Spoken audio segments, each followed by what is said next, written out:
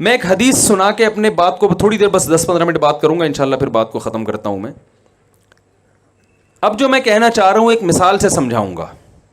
ایک صحابی کو رسول اللہ صلی اللہ علیہ وسلم نے دیکھا کہ درخت لگا رہے ہیں. آپ صلی اللہ علیہ وسلم نے انہیں فرمایا کہ تمہیں حدیث کا مفہوم ہے، کیا تمہیں یقین ہے کہ جب تک یہ درخت پھل دے گا تم اس وقت تک زندہ بھی رہو گے؟ انہوں نے فرمایا نہیں. فرمایا پھر اتنی لمبی لمبی امیدیں ہیں بھائی، تمہیں کیا پتا. شعر لکھا ہوتا ہے نا، میں KPK میں کسی کام سے گیا تو وہاں میں جب سویا نا تکیے پہ شعر لکھا ہوا تھا، آگاہ اپنی موت سے کوئی بشر نہیں، سامان 100 برس کا پل کی خبر نہیں. میں نے کہا یار یہ ادھر لکھنے کا شعر نہیں ہے. سونے کے لیے آدمی لیٹ رہا ہے اور تکیے پہ اتنے خطرناک قسم کا شعر. میں نے کہا یار یہ شعر بالکل درست ہے لیکن یہ تکیے پہ سونے کے تکیے جو رات کو سوتا ہے آدمی وہاں لکھنے کا نہیں ہے. یہ تو ویسے آدمی کہیں بازار میں لکھنے کا ہے کہ وہاں موت سے ڈرو، یہاں تو میں نے کہا نیند نہیں آئے گی. تو لیکن شعر درست ہے یا نہیں ہے؟ تو آپ صلی اللہ علیہ وسلم نے فرمایا کہ تمہیں کل کا خبر نہیں اور تم درخت لگا رہے ہو. ہے بھائی، درخت لگا رہے ہو تم. اس حدیث سے کیا لگ رہا ہے؟ جو میسج مل رہا ہے سرسری طور پر اگر دیکھا جائے، میسج یہ مل رہا ہے کہ درخت لگانا اسلام میں کوئی اچھا کام. بول لینا بھائی، دیکھو تو نہیں ہے، بولنے میں کیا جا رہا ہے. درخت لگانا اسلام میں کوئی اچھا کام نہیں ہے. جو بھی درخت لگائے گا مولوی صاحب یہ حدیث پیش کریں گے، یار وہ صحابی لگا رہے تھے درخت اور آپ صلی اللہ علیہ وسلم نے فرمایا تمہیں کل کا پتہ نہیں ہے. پلاننگ کھجور کا درخت تو 5 سال بعد جا کے پھل دیتا ہے، 5 10 سال کی پلاننگ کر رہے ہو، کوئی فائدہ نہیں ہے. لہذا یہ جو لگے ہوئے ہیں ان کو بھی کاٹ دو تاکہ دنیا سے محبت جڑ سے کیا ہو جائے، ختم ہو جائے. اس حدیث سے یہ پتہ چل رہا ہے.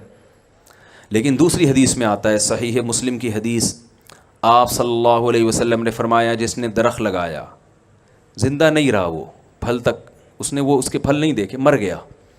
جب تک لوگ اس درخت سے فائدہ اٹھائیں گے اس کا پھل کھائیں گے، حتیٰ کہ پرندے بھی اس درخت سے جو فائدہ اٹھائیں گے، جانور بھی جو فائدہ اٹھائیں گے.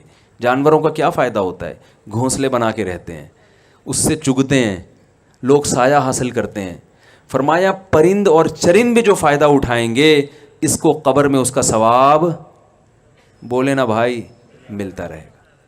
دیکھو دونوں حدیثیں ایک دوسرے کی اپوزٹ. اس حدیث سے کیا پتہ چلتا ہے؟ درخت، بولو نا بھائی، لگانے چاہیے. یہ پتہ چل رہا ہے نا. پہلی والی حدیث سے پتہ چل رہا ہے نہیں لگانا چاہیے، دوسری سے پتہ چل رہا ہے لگانے چاہیے. تو ظاہر ہے ایک پیغمبر 2 متضاد باتوں کا حکم تو نہیں دے سکتے نا. اصل میں پہلے جو منع کیا جا رہا ہے اس میں درخت لگانے سے مقصد کچھ اور تھا. یہاں جو لگانے کی ترغیب دی جا رہی ہے اس سے مقصد کچھ اور ہے. درخت ایک ایگزامپل ہے. درخت ایک ایسی چیز ہے کہ جتنا ہوتا ہے، جتنا نظر آتا ہے نا تو اتنا نہیں ہوتا، بلکہ اس کے پھل ہیں، اس کے ثمرات ہیں جس کو پھل کہا جاتا ہے. اس کا پروفٹ ہوتا ہے. ایک آم کی گٹلی لاکھوں آم پیدا کرتی ہے کہ نہیں کرتی؟ تو درخت کا بیسک مقصد یہ ہوتا ہے کہ ایک آم کی گٹلی ڈالوں گا یہ ضائع ہو رہی ہے، انویسٹمنٹ ایک آم کی گٹلی کی ہے اور پروفٹ لاکھوں آم کی شکل میں. ایک کھجور کی گٹلی دفن کی جا رہی ہے، ضائع ہو رہی ہے نا. آپ کی گٹلی آپ نے زمین میں دبا کے ضائع کر دی، اس لالچ میں ضائع کرتے ہو یار یہ انویسٹمنٹ ہے، اس کا جو پروفٹ ہوگا کھجور، لاکھوں کھجور پیدا ہوں گے، تو ایک ضائع کرنے میں کوئی حرج نہیں ہے. بزنس بھی یہی ہے. یہ تو ایک مثال ہے حدیث میں جو ہر جگہ فٹ کی جا سکتی ہے کہ آپ نے اگر اپنی صرف دنیا کو سامنے رکھ کے کاروبار کرنا ہے تو آپ صلی اللہ علیہ وسلم آپ کو بتا رہے ہیں کہ بھائی تم 20 30 سال کی پلاننگ کر رہے ہو، کل کوئی ٹرک کچل کے چلا گیا، یہ سب فیکٹری کیا ہو جائے گی؟ تباہ و برباد. یہ اچھا سودا نہیں ہے. تم نے کاروبار کرنا ہے، بزنس کا درخت لگانا ہے یہ سوچ کے کہ زندہ رہا تو کھاؤں گا، نہیں رہا تو اولاد فائدہ اٹھائے گی، مسلمان فائدہ اٹھائیں گے، اس سے میں غریبوں کی مدد کروں گا، خود بھی کھاؤں گا، لوگوں کو بھی کھلاؤں گا.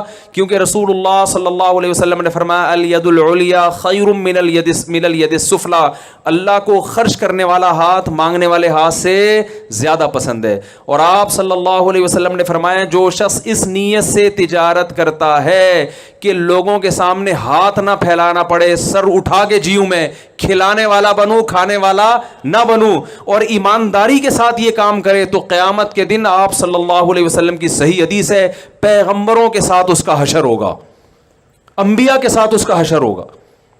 تو بزنس سے آپ کا مقصد آخرت ہونی چاہیے.